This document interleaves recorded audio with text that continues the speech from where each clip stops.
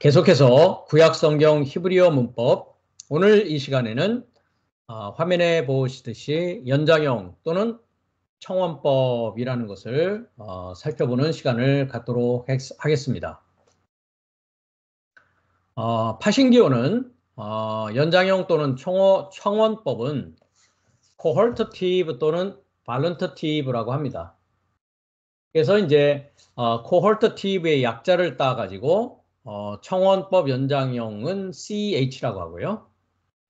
그 다음에 발런터티브 해가지고 BH를 파신기호로 쓰고 있습니다. 청원법의 형태는 미완료형과 매우 유사해 보이지만 문장에서는 명령형과 더 유사하게 기능합니다 라고 했습니다. 그러나 우리가 전 시간에 공부했듯이 명령형은 2인칭 형태로만 나타나고 지시형은 3인칭 형태로 나타나지만 했는데요. 지시형에 대해서는 우리가 8번에 가면 지시법이 있습니다. 이 시간에 더 자세히 공부를 하게 될 겁니다. 오늘 이 시간 그 청원법이라고 했을 때 청원법 동사는 1인칭 형태로만 나타납니다 하는 것이 특징입니다. 네. 그러니까 명령형은 2인칭이고 그리고 그 명령형 역시도 우리가 이미 공부했듯이 긍정명령이었습니다. 부정명령은 금지명령, 부정명령으로 사용되는 단어가 따로 있었죠. 그래서 R이라든지 Lo라는 단어를 첨가해서 금지와 부정을 나타낼 뿐이고 명령형 자체는 2인칭형으로 나타내면서 긍정형 명령에 사용된다라는 것은 이미 우리가 지난 시간에 걸쳐서 공부를 한 바 있습니다. 그래서 청원법 동사는 1인칭 형태로만 나타납니다. 너는 이것을 해야만 한다 라고 했을 때에는 너니까 2인칭이 되겠죠. 네. 그래서 이런 형의 그 명령을 의미하지는 않습니다. 네, 이 청원법 연장형이라는 것이. 그러나 일반적인 동사보다는 더 강한 의미를 전달하여서 간단한 제안이나 가능성에 대한 진술로 나는 이것을 하고 싶어 1인칭이지 않습니까? 나는이니까 청원법 동사는 1인칭 형태로만 나타납니다. 나는 이것을 하고 싶어 또는 이렇게 해보자. 누가요? 내가요. 네. 라는 격려와 고무를 나타내기 때문에 청원법이라고 합니다. 그래서 자신을 격려하고 자신을 고무시키는, 즉 본인 자신의 1인칭 형태로 청원법이 사용됩니다. 따라서 청원법은 간접 명령의 역할을 합니다. 그러니까 자기가 자신에 대해서 격려하고 고무하는 거니까 간접적인 명령이다라고 이야기를 하는 것입니다. 그리고 청원법은 동사에 해가 접미됩니다. 그렇기 때문에 연장형이다라는 형태를 우리가 말을 하고 있는 것입니다. 왜냐하면 해라는 그 단어 알파벳이 접미가 되어져서 그 기본적인 동사에 해를 쓰고 있다라는 것이죠. 우리가 예문을 통해서 살펴보게 될 것입니다. 그런데 청원법은 동사에 해가 접미된다라고 했는데 앞으로 우리가 명사를 공부할 때도 명사에 해가 접미되면은 알파벳 해가 접미되면은 여성 명사가 되는 것을 우리가 이제 또한 공부하게 될 것입니다. 그 다음에 청원법이 동사에 해가 접미되는 때뿐만 아니라 또 해가 접미될 때에 방향을 표시하는 접미사로 사용되기도 합니다. 예, 접미라는 것이 무엇입니까? 뒤에 붙는 것을 말합니다. 해가 접두될 때도 있습니다. 그럴 때는 우리가 지난 시간에도 그렇고 지금까지 우리가 예문을 통해서도 보았지만 하관사 이렇게 아마 여러분들이 들으신 기억이 있을 것입니다. 하관사라는 건 관사, 즉 정관사인 영어로는 더라고 표현이 되죠. 네, 그것은 접두될 때 이야기고 접미된다라는 것은 뒷부분에 꼬리 밑자를 쓰는 것입니다. 한문어로. 그래서 접미, 꼬리 부분에 이렇게 연결되어진다라는 뜻이 접미입니다. 그런 면을 여러분들이 하나하나 유의해서 생각할 할 수 있어야 됩니다. 왜냐하면 문법이라는 것은 문장의 법칙이기 때문에 여러분들이 자세하게 그것을 유의하고 숙지하고 있지 아니하면 문장을 해석하는 데 있어서 해석을 하지도 못할 뿐더러 많은 어려움을 겪게 되고 심지어는 잘못 번역할 수 있는 결과를 가져오게 되고 성경을 잘못 번역한다는 것은 무엇을 의미합니까? 하나님을 잘못 이해하게 된다는 것입니다.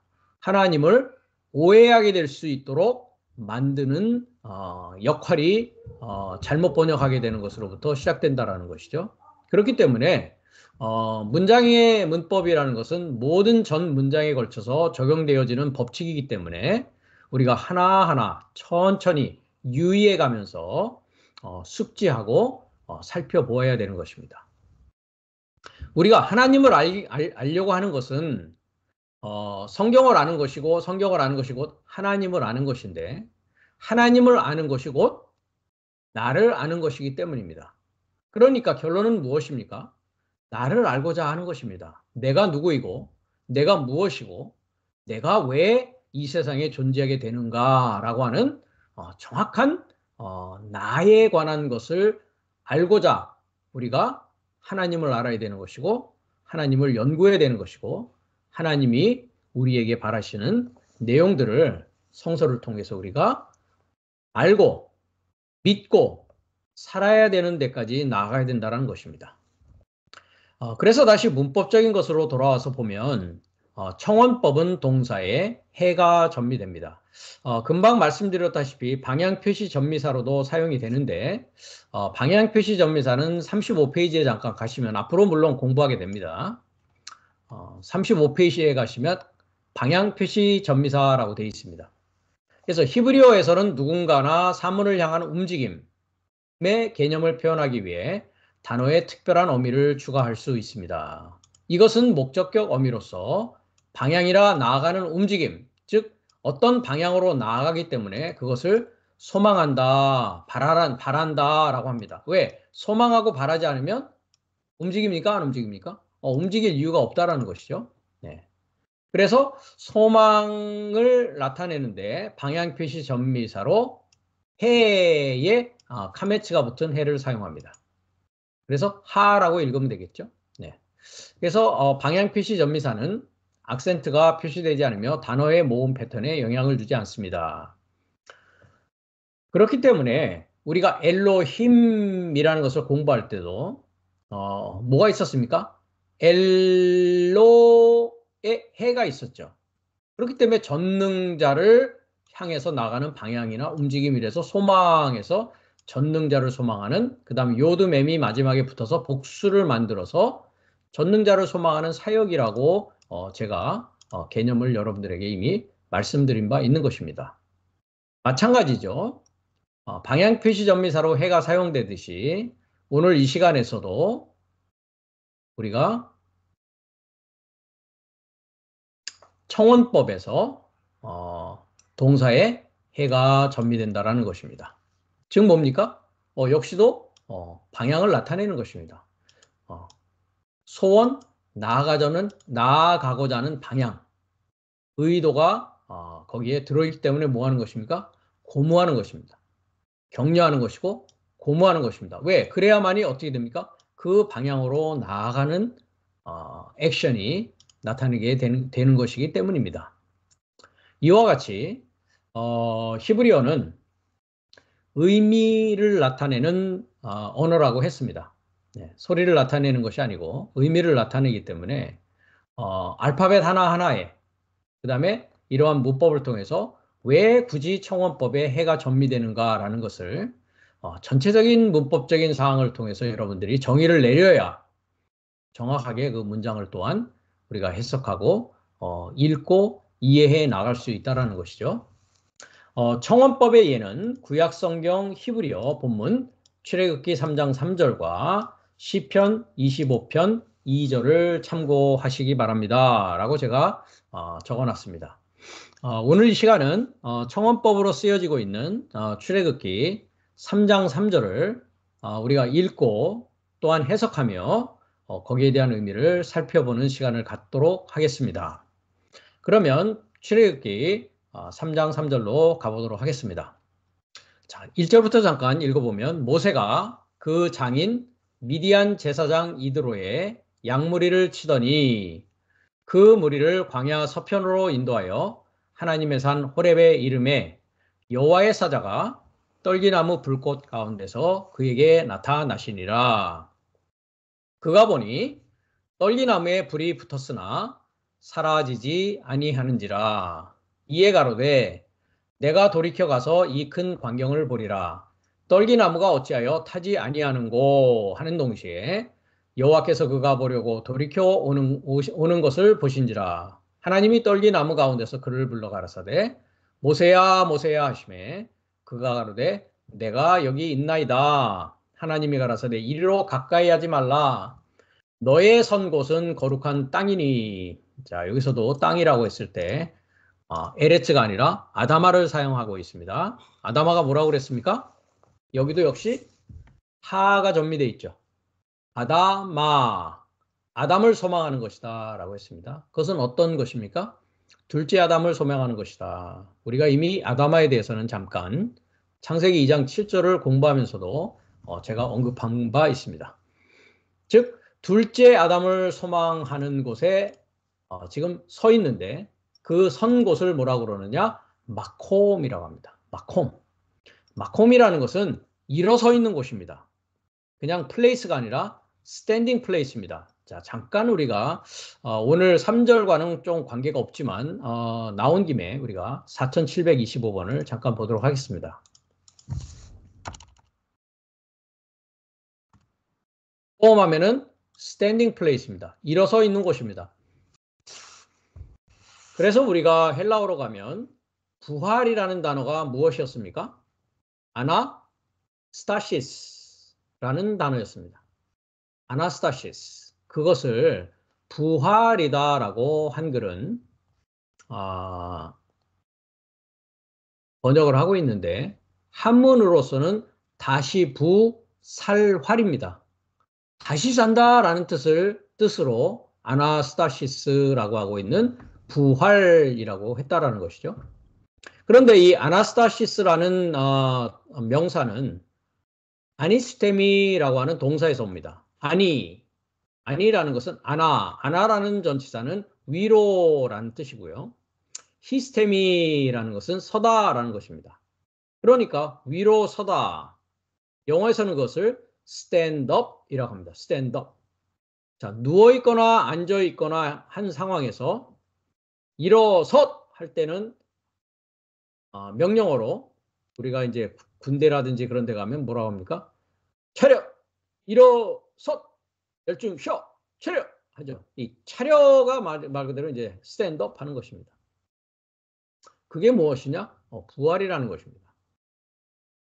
그러니까 첫사람 아담은 사망이다. 우리가 고린도전서 15장 22절 이후에 첫사람의 사망이 왔다라고 했을 때 첫사람의 입장은 어떤 상황입니까? 잠자는 상황이요, 누워있는 상황이요, 죽어있는 상황이라는 것이죠. 그러나 말씀이 나에게 임했을 때에는 누워있고 드러누워있고 잠자고 있는 상황이 어떻게 되어 있는 것입니까? 일어서는 상황이 된다는 것이죠. 일어선다라는 건 무엇이냐? 일할 수 있는 자가 되었다라는 것입니다. 생명을 가지고 일을 하는 자가 곧 어떤 자냐? 부활한 자요, 서 있는 자다라는 것입니다. 여기서 하나님께서 모세를 초청을 하는데 어디로 초청합니까? 너의 선 곳은 거룩한 땅이다 라고 합니다. 내 발에서 신을 벗으라. 이 거룩한 땅, 거룩한 아담아, 거룩한 아담을 소망하는 곳이고 이곳은 어떤 곳이냐? 부활의 자리다 라는 것을 이미 히브리어가 출애굽기 3장 5절에서 말씀하고 있습니다. 앞으로 더 자세한 것을 우리가 단어 공부를 통해서 또는 구절을 통해서 공부할 수 있는 시간이 있을 것입니다. 또 이르시되 나는 내 조상의 하나님이니 아브라함의 하나님, 이삭의 하나님, 야곱의 하나님이라. 모세가 하나님 뵙기를 두려워하여 얼굴을 가리우매 했습니다. 이 6절 부분에 있어서도 예수님께서 신약 부분에 가시면 누누이 마태, 마가, 누가, 요한복음 전체에 걸쳐서 너희가 아브라함의 하나님, 이삭의 하나님, 야곱의 하나님이라는 것을 듣지 못하였느냐라고 하면서 하나님은 죽은 자의 하나님이 아니요 산 자의 하나님이다. 즉 부활의 하나님이다라고 주님께서 직접 출애굽기 3장 6절을 인용하는 모습을 볼 수 있습니다. 이와 같이 지금 모세를 여호와 하나님께서 부르시는 그 장면 가운데에 오늘 우리가 이제 청원법을 중심으로 출애굽기 3장 3절을 보는 시간을 갖도록 하겠습니다. 그러면 우리가 한번 읽고 해석해 보도록 하겠습니다. 바요멜 했습니다. 바요멜. 그리고 바니까 그리고가 되겠습니다. 그렇죠?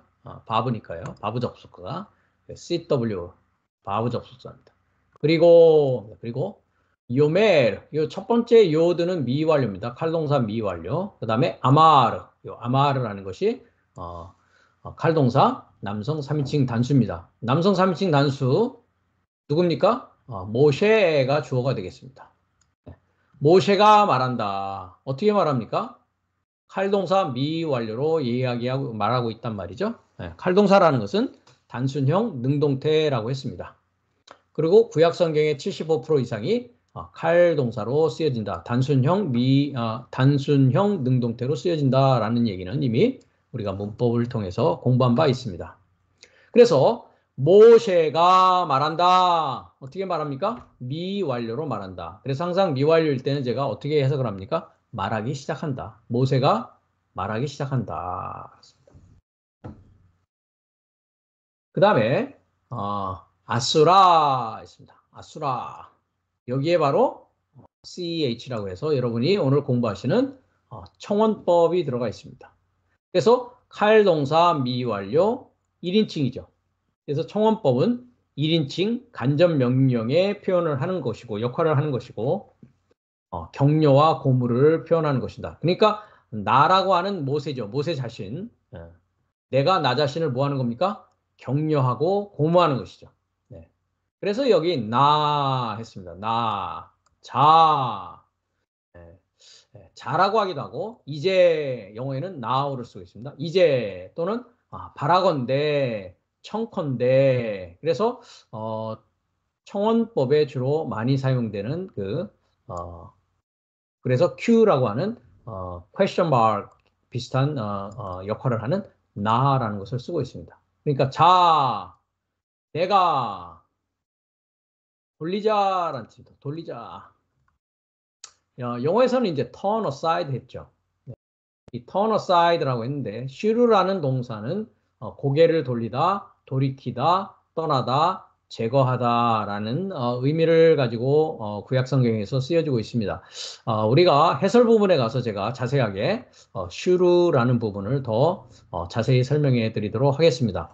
자, 그러면은 그리고 모셰가 말한다. 어떻게 말합니까? 미완료로 이제 말하기 시작합니다. 자, 했습니다. 자. 내가 고개를 돌린다라는 것은 돌이킨다라는 것은 돌리는 것인데 고개를 돌리는 겁니다. 고개를 돌리자라고 자기 자신을 고무하고 격려하고 있습니다. 돌리자. 그리고 자, 바브 또 컨정션 쓰고 있죠. 돌리자. 그리고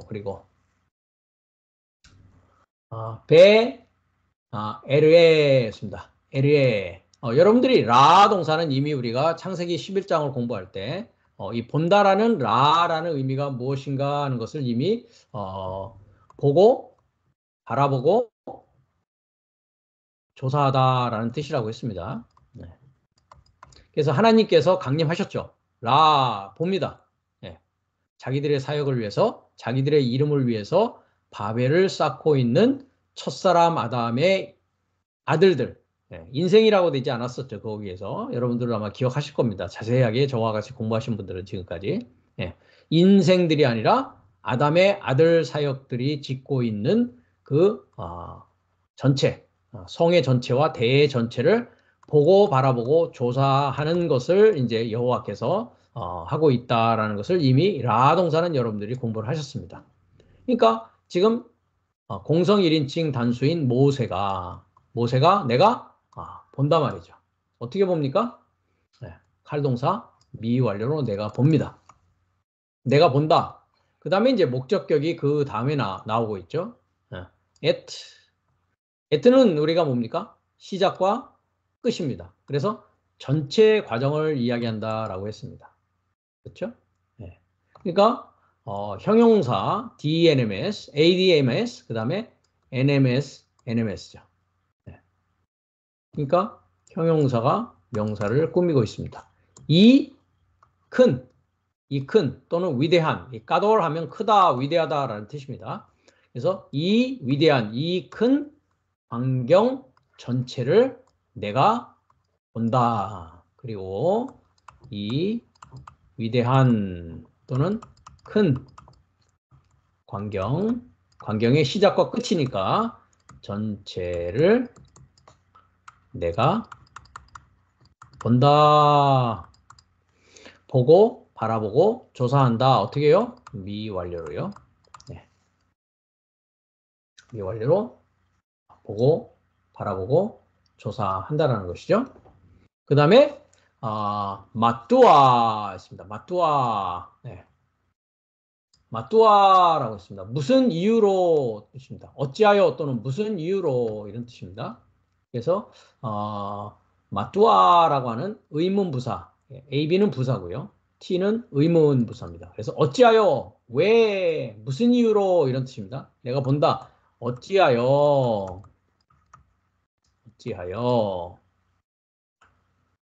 로 했습니다. 우리가 이미 배웠죠? 부정 금지 명령입니다. 그렇죠? 아니다. 이뻐를 했습니다. 이뻐. 타다라는 뜻입니다. 남성 3인칭 단수. 이게 남성 3인칭 단수입니다. 이게 주어고 이게 칼동사 미완료가 동사가 되겠죠. 네. 그 떨기나무 핫순에 했습니다. 어찌하여 그 떨기나무가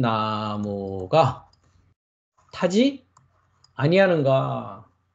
즉 불타지 아니하는가? 미완료입니다. 그렇죠? 완전히 탔다 안 탔다. 타지 않단 말이죠. 타지 않기 시작한단 말이죠. 그래서 우리가 오늘 공부하는 이 청원법, 즉 자기 자신에 대해서 격려하고 고무하며 간접명령의 역할을 하고 있는 돌리자라는 뜻입니다. 그래서 그리고 모세가 말한다. 자, 내가 돌리자. 그리고 이 위대한 큰 광경 전체를 내가 본다. 미완료를 현재 보고 있습니다. 어찌하여 그 떨기나무가 불타지 아니하는지를 내가 지금 뭐 하고 있다고요?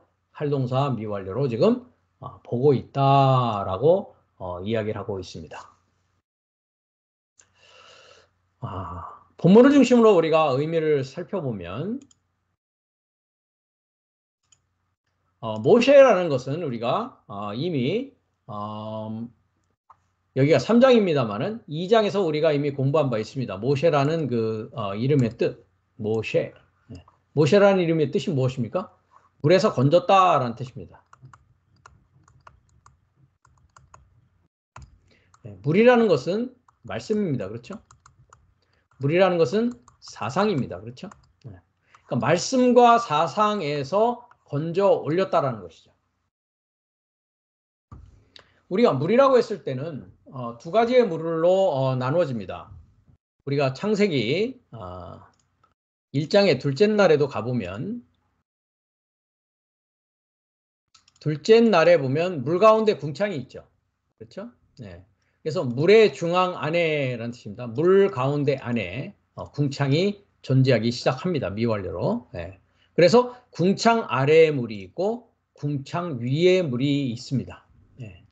그러니까 이것은 둘째 날의 이야기인데 둘째 날은 우리가 창세기 전체를 7날의 관점에서 보았을 때 둘째 날은 어떤 이야기였습니까? 노아의 이야기였습니다. 그러니까 궁창은 누구입니까? 노아입니다. 그러니까 노아 위의 물과 노아를 중심해서 노아가 궁창이니까 예, 궁창은 무엇이라고 우리가 이해를 했습니까? 우리가 시편에 가면 시편 19편에 가면 궁창이 무엇인가 하는 것이 나옵니다. 하늘이 하나님의 영광을 선포하고 궁창이 뭐 한다고요? 궁창은 하나님의 손으로 하신 일을 나타내는 자입니다. 그래서 다시 창세기 1장의 둘째 날에 보면 물 중앙에 궁창이 있습니다. 그래서 물과 물로 나뉜다라고 했을 때 영어에서는 요 한글도 그렇고 이것이 해석이 되어 있지 않습니다. 그렇죠? 네. 뺀이라는 것은 구별하다라는 뜻이었습니다. 그러니까 물을 구별하는 것입니다. 근데 뭐를 위해서요? 물로가 아니죠. 여기 보시면 전치사가 있습니다. 물을 위하여 물을 구별하는 것입니다. 그러니까 하나님의 진리 전체 물을 위해서 윗물과 아랫물이라고 하는 물을 구별하여야 뭐 할 수 있다고요? 나눌 수 있게 된다는 것입니다. 그래서 모세는 물에서 건져진 자입니다. 즉 아랫물 세상의 말씀과 세상의 사상으로부터 건져져 올렸단 말이죠. 그렇기 때문에 부름을 받을 수가 있는 것입니다. 예수님도 마찬가지입니다. 예수님께서도 물에서 건져 올려왔습니다. 한번 그 장면을 우리가 볼까요? 마태복음 3장을 보시면 세례 요한의 세례가 이제 세례를 하는데 예수님께서 오십니다. 13절에 보시면 이때 예수께서 갈릴리로부터 요단강에 이르러 요단에게 세례를 받으려 하신대 요단이 말려 가로되 내가 당신에게 세례를 받아야 할 터인데 당신이 내게로 오시나이까. 예수께서 대답하여 가라사대 이제 허락하라.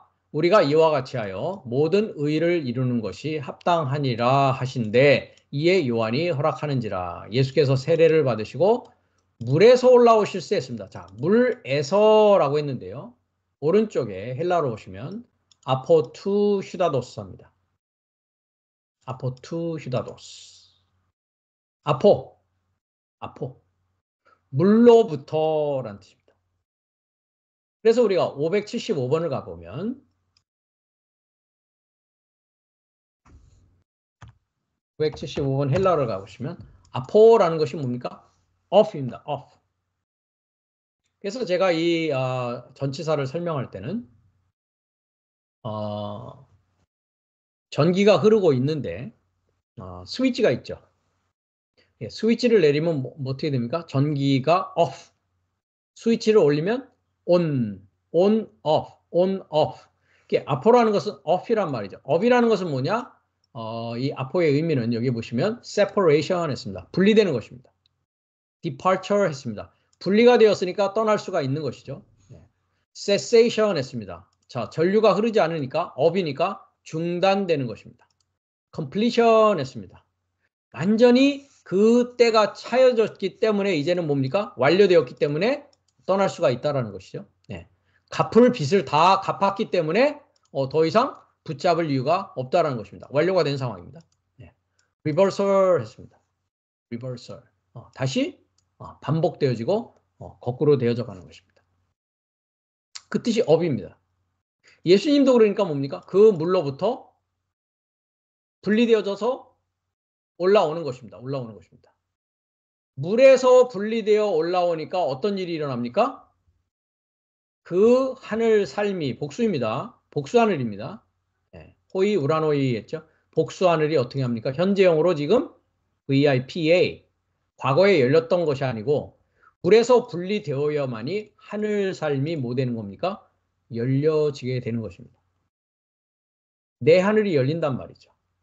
그전에는요.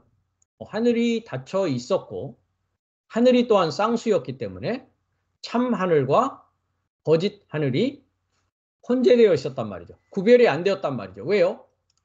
그 물 아래에 아랫물에 있었기 때문에 그렇습니다. 모세도 역시 마찬가지입니다. 물에서 건져 올려졌기 때문에 이제 뭡니까? 초청받을 수 있는 자가 되어진 것입니다. 그래서 지금 초대받고 초청받는 시점에 지금 모세가 부름을 받고 있는 것을 우리가 볼 수 있다라는 것이죠. 성경 전체를 우리는 7날로 볼 때에 7날에서 모세는 넷째 날의 남자입니다. 넷째 날의 남자입니다. 그리고 넷째 날이라는 것은 광야 교회가 시작되는 날입니다. 즉 나의 교회 생활이 시작된다는 말이죠. 나의 교회 생활이 시작된다는 것은 내가 하나님을 이해하려고 하고 하나님을 찾으려고 하고 하나님을 믿으려고 하는 나의 인생의 시점이 출발되어지는 때를 넷째 날이라고 합니다. 여기에 대해서 우리가 사도행전 7장을 가면 지금 출애굽기 3장에 나와 있는 내용이 동일하게 나와 있는데요. 7장 36절, 32절부터 볼까요? 네, 1절에 되네요. 30절부터 40년이 참여했습니다. 모세는 40년의 사나이입니다. 40년도 조금 있다가 우리가 한번 생각해 보는 시간을 갖도록 하겠습니다. 40년이 차지 않으면 초청받지 못합니다. 40년이 참에 천사가 시내산 광야 가시나무 떨기 불꽃 가운데 그에게 보이거늘 모세가 이 광경을 보고 기이 여겨 알아보려고 가까이 가니 주의 소리가 있어 나는 내 조상의 하나님 즉 아브라함과 이삭과 야곱의 하나님이로라 하신데 모세가 무서워 감히 알아보지 못하더라. 주께서 가라사대 내 발에 신을 벗으라. 너 섰는 곳은 거룩한 땅이니라. 내 백성이 애굽에서 괴로움 받음을 내가 정령히 보고 그 탄식하는 소리를 듣고 저희를 구원하려고 내려왔노니 시방 내가 너를 애굽으로 보내리라 하시니라 라고 하면서 밑으로 내려가면 시내산에서 말하던 그 천사와 우리가 출애굽기 3장 3절의 내용이 계속 진행되고 있는 상황입니다. 천사와 및 우리 조상들과 함께 어디에 있었다고요? 광야교회에 있었다라고 합니다. 광야교회. 그래서 광야 안에 엔테에레모 그 광야 안에 그 교회 안에서 기노마이 있었다는 게 아니라 되어졌다라는 것입니다. 광야 안에서 되어졌고 교회 안에서 되어졌다. 광야 교회 안에서 되어졌다. 그래서 넷째 날은 광야 교회다라고 합니다. 그럼 광야라는 뜻은 무엇이냐? 말씀을 정리정돈하는 곳을 광야라고 합니다. 성경에서는. 항상 제가 말씀드리다시피 성경은 영적인 책이라고 했습니다. 우리가 광야라고 했을 때에도 영어에는 윌더니스 또는 데저트라고 번역을 하고 있는데 세례 요한이 광야에 외치는 소리다라는 것을 여러분들 알고 계실 겁니다. 그렇죠? 마태복음 3장에 있습니다. 그때 세례 요한이로 유대 광야에서 전파하여 가로되 이렇게 합니다. 그죠? 그러면서 선지자 이사야로 말씀하신 자라 일렀을 때 광야에 외치는 자의 소리다라고 합니다. 광야를 우리가 문자적인 광야로 이해한다면 사막, 광야, 황무지로 이해한다면 황무지에 나가면 들을 사람이 있습니까? 말씀을 전파하려면 어디로 가야 됩니까? 오늘날로 따져볼 때는 도시로 가야 되겠죠. 그렇죠? 사람이 있는 곳으로 가야 들을 사람이 있는 거 아닙니까? 그렇죠? 네. 그렇기 때문에 광야라는 곳 역시도 우리가 물질적으로 이해하는 광야라는 곳을 성경에서 광야라고 하지 않는다라는 것입니다. 광야라는 곳은 어떤 곳이냐? 말씀이 정리정돈되는 곳을 광야라고 합니다. 시간이 좀 갈 것 같은데요. 말이 나온 김에 한번 광야라는 뜻을 제가 단어 정리한 것을 잠깐 보여드리는 게 좋을 것 같습니다. 2048번인데요.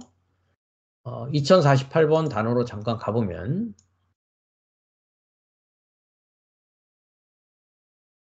2048번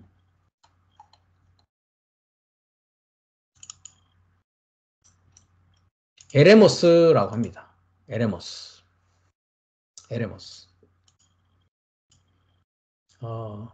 영어로 제가 사전을 만들고 있기 때문에 한국어로 나중에 또 정리할 기회가 있으리라고 봅니다만은 영어를 잘 모르시는 분들한테는 좀 죄송스럽다라는 말씀을 먼저 드리고 싶습니다.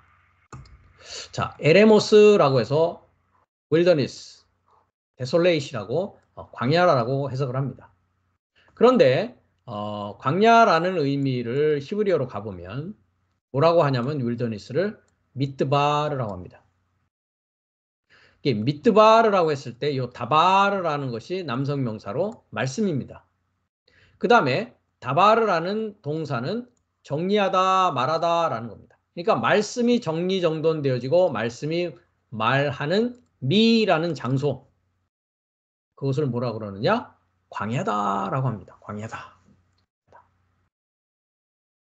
그래서 광야라는 곳은 어떤 곳이냐? 말씀이 정리, 정돈 되는 곳에서 세례 요한도 뭐 하는 것입니까? 외칠 수 있는 것입니다. 말씀을 정리정돈해서 외치는 것이죠. 그러니까 교회라는 곳은 어떤 곳입니까? 하나님의 말씀을 정리정돈해서 전파하고 말하는 곳이 어느 곳이냐? 교회라는 곳입니다. 그것을 넷째 날이라고 한단 말이죠. 그래서 모세는 넷째 날의 남자입니다. 우리가 전에도 언급했다시피 성경 전체를 첫사람 아담이 마지막 아담으로 성장하는 7단계를 성경은 이야기하고 있다라고 제가 말씀드린 바 있습니다. 그 7날은 여러분들이 지금 화면에서 보듯이 이렇게 성경이 정리되어 있다는 것이죠. 서론적인 부분은 창세기 1장 1절부터 2장 3절까지가 한 날부터 7째 날 전체를 서론적으로 말하고 있습니다. 그 다음 절인 창세기 2장 4절부터 5장까지가 한 날입니다. 첫째 날이 아니라고 했습니다. 네, 잘못 번역이 된 것입니다. 첫째 날이 아니라 히브리어는 한 날로 되어 있습니다. 그러면 이 한 날의 남자는 누구냐? 첫사람 아담입니다. 둘째 날은 창세기 6장부터 11장까지. 둘째 날의 남자는 노아입니다. 셋째 날은 창세기 12장부터 50장까지입니다. 셋째 날의 남자는 아브라함과 이삭과 야곱입니다. 오늘 공부하는 넷째 날은 출애굽기부터 신명기까지인데 모세가 넷째 날의 남자입니다. 다섯째 날은 여호수아로부터 말라기, 여기까지가 구약입니다. 예언자, 제사장, 왕이 다섯째 날의 남자입니다. 여섯째 날은 신약으로 넘어와서 마태복음에서 요한복음까지입니다. 즉 예수에 대한 말씀이란 말이죠. 예수 그리스도. 일곱째 날은 사도행전부터 유다서까지. 즉 사도들입니다. 그리스도와 함께 그리스도의 탄생과 그리스도의 십자가와 그리스도의 부활과 그리스도의 임재 가운데서 살아가는 사도들의 삶인 일곱째 날을 기록하고 있다는 것이죠. 결론적인 성경의 부분이 계시록인데 일곱인과 일곱 나팔과 일곱 대접의 사건을 가지고 성경 전체를 총정리하는 그리스도 예수가 내 안에서 어떻게 시작되어지고 어떻게 완료되는지를 총정리하는 책이 계시록입니다. 그렇다면 서론인 창세기의 한 날부터 일곱째 날은 뭡니까? 한 날은 아담의 이야기요. 창세기의 둘째 날은 노아의 이야기요. 셋째 날은 아브라함, 이삭, 야곱의 이야기요. 넷째 날은 모세의 이야기요. 다섯째 날은 예언자, 제사장, 왕의 이야기요. 여섯째 날은 예수 그리스도의 이야기요. 일곱째 날은 사도들의 이야기란 말이죠. 마찬가지로 일곱인 나팔 대접이 전체 내용을 다 요약 정리해서 설명하고 있는 책이라는 것입니다. 이것을 이해해야 첫사람 아담으로 태어난 내가 둘째 사람인 그리스도 예수를 통해서 그와 하나됨으로 말미암아 마지막 아담인 살려주는 영으로 살아가는 나의 전 구원의 과정을 성경은 이야기하고 있다라는 것을 우리가 결론적인 부분으로 알 수가 있습니다. 그래서 남자로 이야기했을 땐 이렇지만 또 이것을 법으로 이야기할 수 있고, 그럼 각 날마다 또 남자가 있는가 하면 여자가 있습니다. 그래서 우리가 고린도전서 10장에도 가보면 여자의 머리는 남자요, 남자의 머리는 그리스도요, 그리스도의 머리는 하나님이시다라고 했듯이, 남자는 가르치는 자요, 여자는 배우는 자로서 또 7날이 쭉 진행되고 있다는 것이죠. 그래서 그에 대한 구체적인 세세한 세밀한 부분에 대해서는 우리가 앞으로 계속 성경을 공부해 나가면서 여러분들에게 설명드릴 시간을 갖게 될 것입니다. 그래서 물에 건져진 자 모세가 지금 말하기 시작한다, 미완료로 했습니다. 그럼 모세는 왜 존재하고 모세는 무엇을 위해서 이제 초청받고 부름을 받는가라는 것을 우리가 이해하기 위해서는 창세기 1장의 넷째 날로 가야 되겠죠. 왜? 모세는 넷째 날의 남자이니까 말입니다. 그래서 우리가 창세기 1장의 넷째 날이 시작되는 14절부터 한번 잠깐 보기로 하겠습니다. 일일이 히브리어를 가지고 여러분들에게 설명을 해 드려야 되는데 오늘 이 시간에는 시간상 구체적인 세세한 부분으로 하려면 사실 한 구절을 가지고도 몇 시간을 해야 됩니다. 그렇기 때문에 간단하게 우리가 한번 짚고 넘어가는 내용을 갖도록 하겠습니다. 하늘의 궁창에 뭐가 있습니까? 광명이 있습니다. 궁창 안에 광명. 이걸 마오르트라고 합니다. 마오르트. 마오르트라고 하는 광명은 빛이 아닙니다. 그렇기 때문에 빛은 영어는 light라고 했는데 오히려 영어가 잘못 번역되어 있습니다. 광명이 맞습니다. 광명체입니다. 광명체라는 것은 뭐냐? 목표가 타부가 있죠. 오르가 빛입니다. 1장 3절에 빛이 있죠. 여러분들이 보시면 빛이 있으라 했을 때 빛은 오르입니다. 오르. 네. 빛이 오르란 말이죠. 그럼 마오르트라는 것은 목표가 뭐라고요? 비치는 것이란 말이죠. 그러니까 본인 자신이 비칠 수가 없고 빛을 받아서 비추는 역할을 하는 자가 누구냐? 그게 모세라고 하는 광명 마오르트라고 하는 거죠.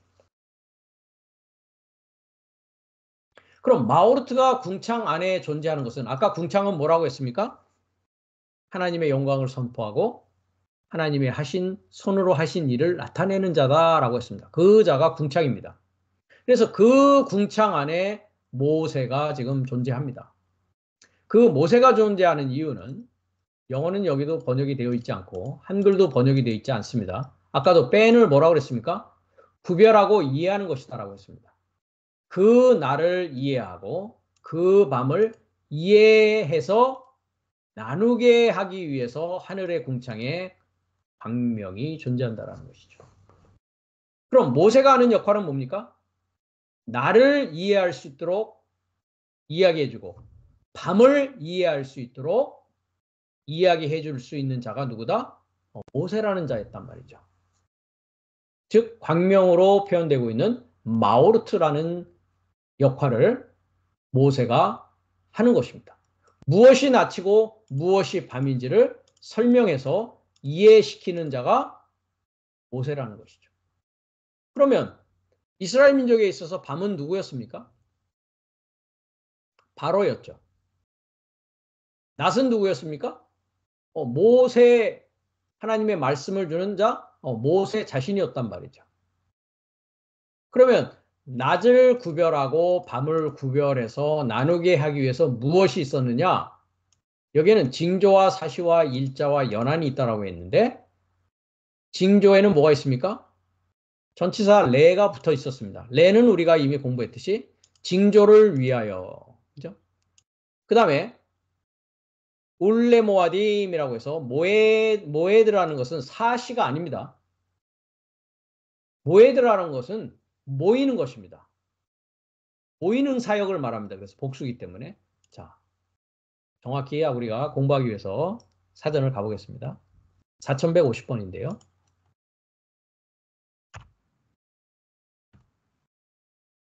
appointment, fixed time, season 했습니다.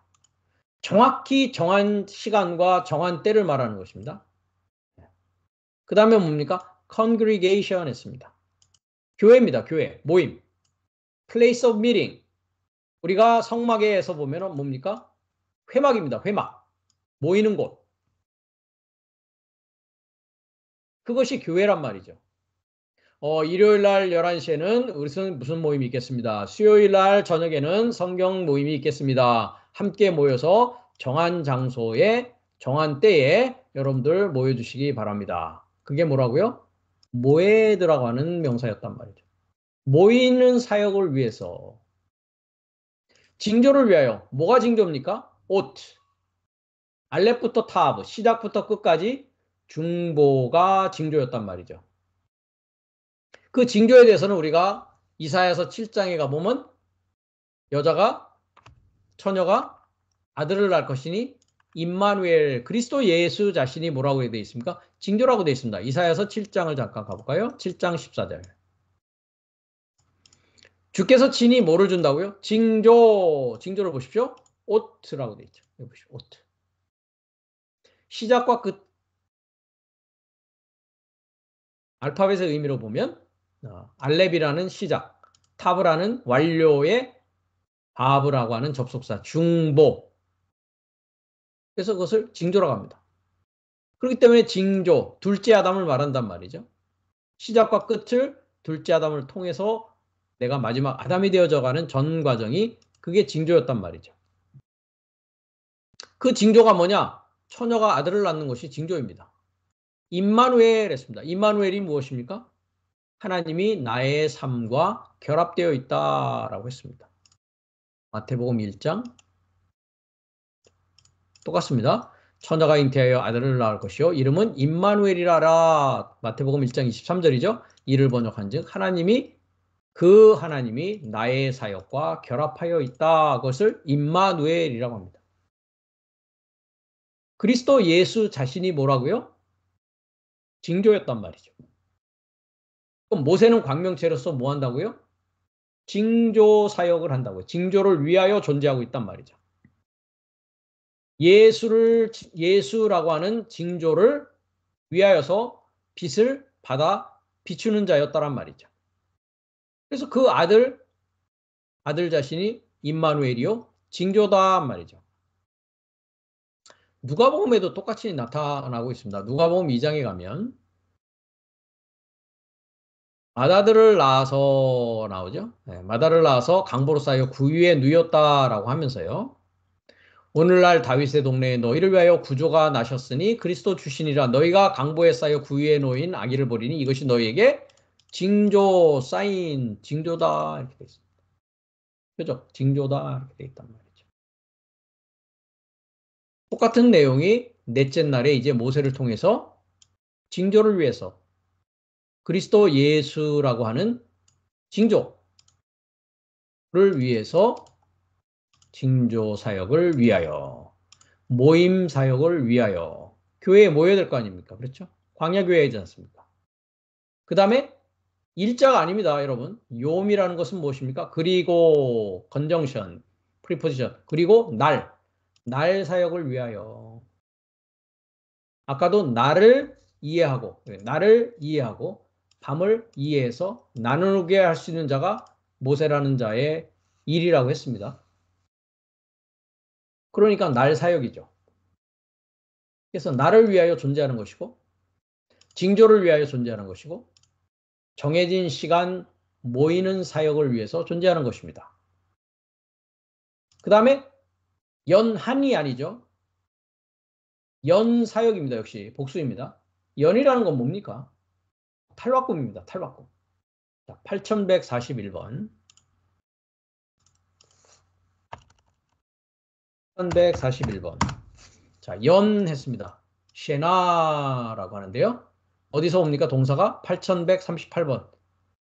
접히다, 복사하다, transmute, transform, 변경하다, 탈바꿈하다 라는 뜻입니다. 그러니까 뭡니까?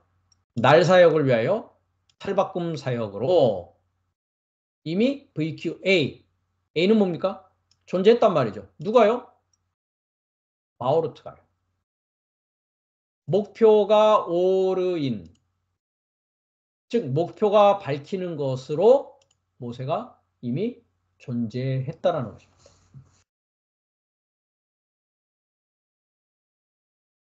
그래서 이스라엘 백성을 애굽에서 광야 교회로 나아가서 징조를 알게 하고 모이고 회집하는 사역을 통해서 나를 이해하고 밤을 이해하며 탈바꿈하는 사역을 하기 위해서 하나님께서 이 모세를 이제 초청하기 시작하는 것입니다.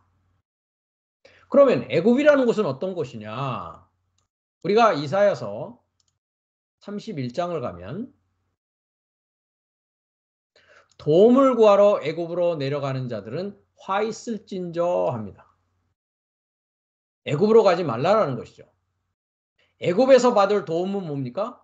세상적인 도움이라는 것이죠.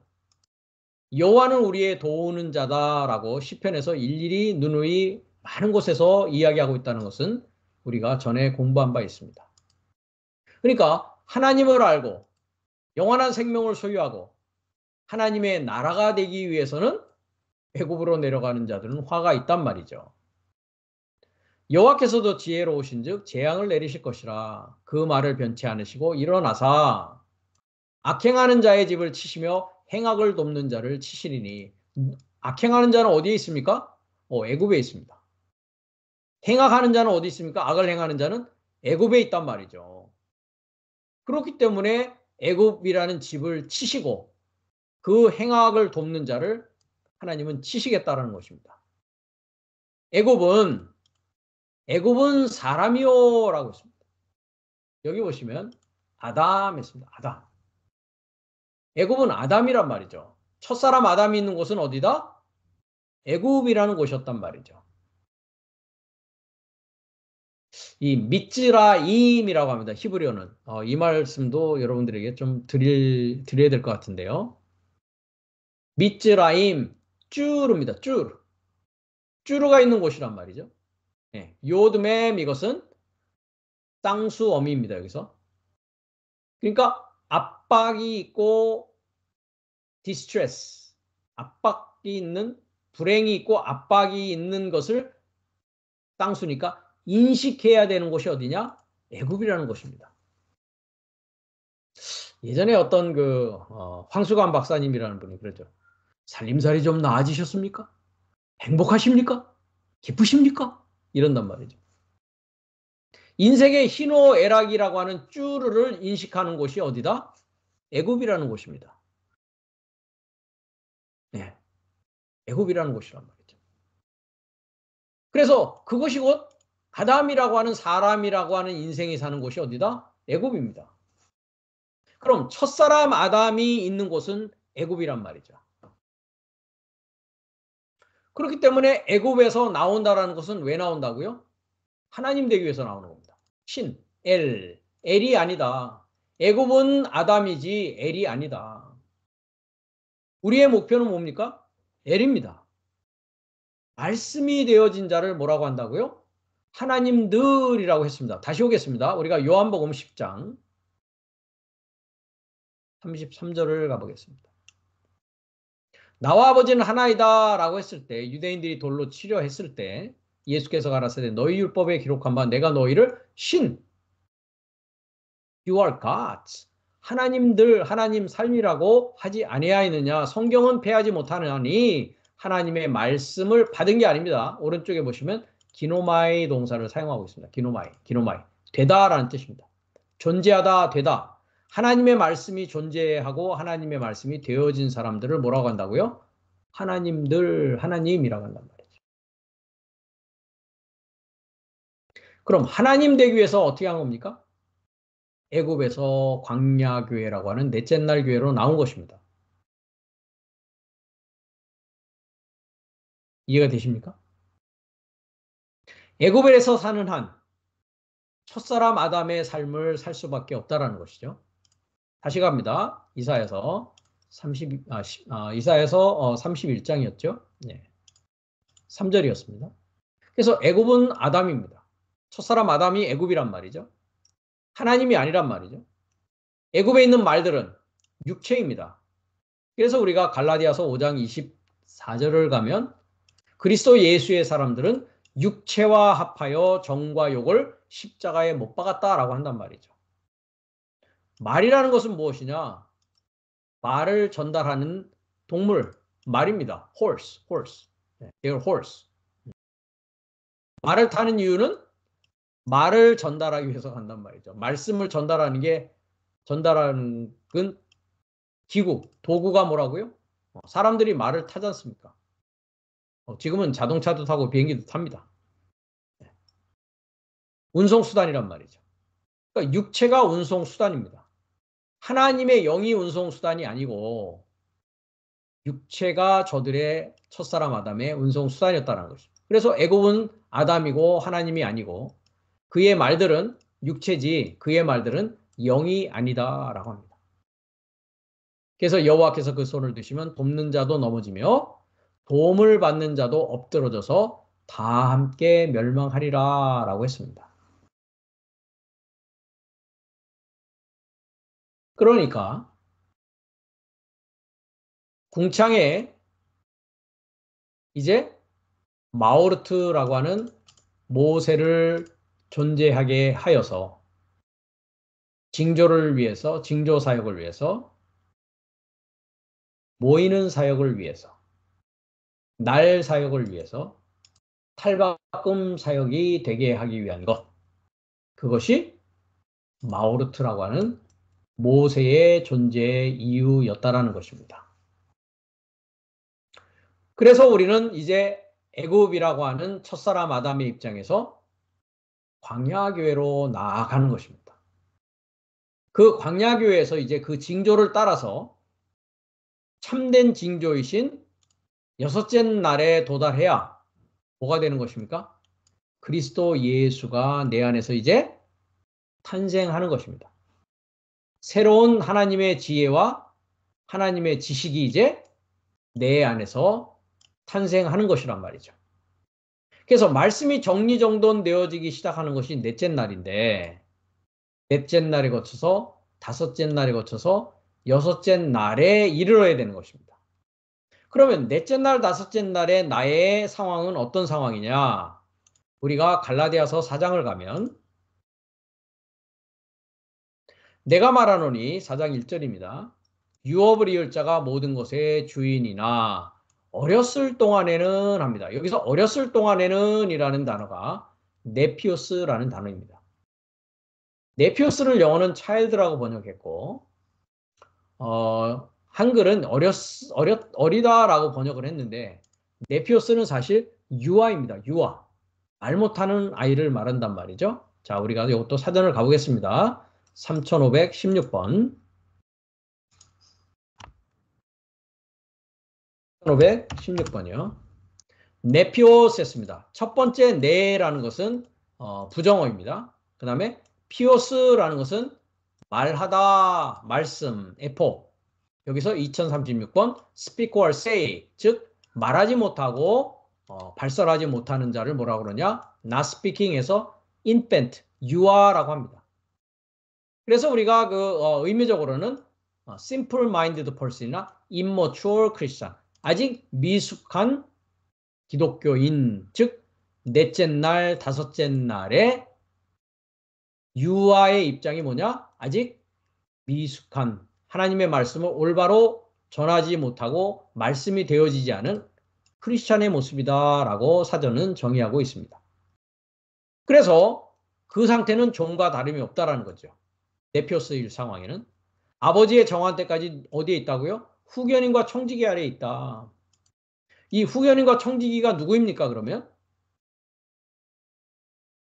모세와 예언자, 제사장, 왕으로 대표되고 있는 넷째 날, 다섯째 날의 지도자들을 말하고 있습니다. 후견인과 청지기 아래에 있단 말이죠. 이와 같이 우리도 네피오스였을 때에 이 세상 초등학문 아래에서 종노릇하였다. 그러면 후견인과 청지기는 이 세상의 초등학문을 가르치는 자였다란 말이죠. 그것을 스토이케온이라고 합니다. 때가 참에, 즉 넷째 날과 다섯째 날이 참에 하나님이 아들을 보내사 여자에게 나게 하시고, 즉 마리아라는 뜻은 모반하다, 반역하다라는 뜻입니다. 즉 이 세상 초등학문에서 모반하고 반역하는 자에게서 나게 하시고, 율법 아래 나게 하신 것은, 이 율법은 뭡니까? 모세의 율법을 말합니다. 넷째 날, 다섯째 날의 율법을 말하고 있단 말이죠. 모세의 율법. 나게 하신 것은 율법 아래 있는 자들을 속량하시고 우리로 아들의 명분을 얻게 하심이라. 너희가 아들인 거로 하나님이 아들의 영을 우리 마음 가운데 보낸단 말이죠. 그러니까 여섯째 날은 어떤 날이냐? 아들의 영을 나의 마음 가운데로 보내셔서 그리스도 예수라고 하는 하나님의 지혜, 하나님의 능력이 내 안에서 탄생되기 시작하는 날을 여섯째 날이라고 한단 말이죠. 그러기 위해서 넷째 날, 다섯째 날이 있었던 것이요. 말씀을 정리정돈함으로써 여섯째 날까지 이르러서야 이제 하나님의 지혜요, 하나님의 지식이요, 하나님의 참 말씀이 열려지기 시작하는 때에 이르게 된다라는 것이죠. 그러므로 네가 이후로는 종이 아니요 아들이다라고 합니다. 그러니까 우리가 아들 되어지는 때는 뭡니까? 여섯째 날 시작입니다. 넷째 날, 다섯째 날은 종의 입장이었고 여섯째 날부터 아들의 입장에서 하나님의 유업을 이제 이을 자가 되어졌다라는 것입니다. 그것의 출발점이 누구냐? 물에서 건져진 모세라는 자를 통해서 이제 나의 교회 생활이 시작되는 때다라는 것입니다. 오늘은 모세까지 공부하고요. 다음 시간에는 우리가 그 나머지 부분을 살펴보는 시간을 갖도록 하겠습니다.